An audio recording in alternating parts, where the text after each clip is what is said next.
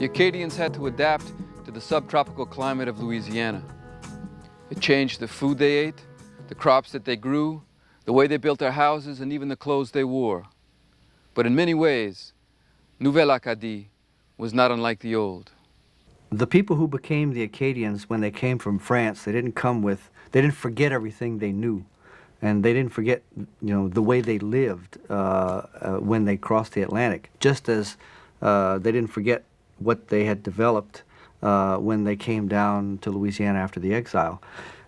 They had a way of building houses, they had a way of cooking, they had a way of, they had songs they sang, they carried in their collective memories, stories they told. Ils m'ont appelé vilaine avec mes sabots d'ondaine. Oh, oh, oh. The women were so important that they were really the link between the ancestors and the future generation. They had to give to the people that were going to come out of that group. They were just a tiny group at the beginning. And now today we're a people. Where did we get all what we know, our memory? We got it from the transmission given by the women. They would teach the children also how to be French in an English colony, how to remain something that had been great one day. And they were coming here in America, transplanting an ancient culture to a new world. When Acadian women married non-Acadian men, they acculturated them into their own French-speaking community.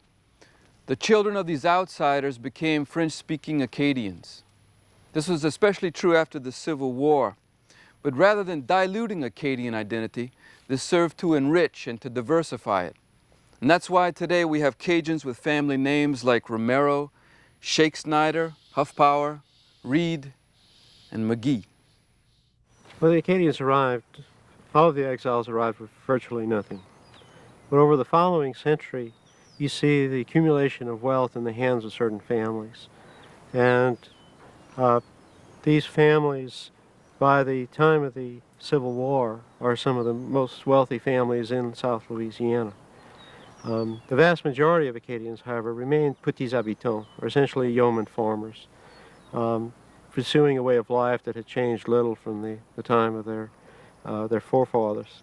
So you see two polar extremes developing in the Acadian community, two distinct communities emerging by the time of the Civil War. Il y avait des Acadiens qui avaient monté l'échelle sociale, arrivés jusqu'à la guerre.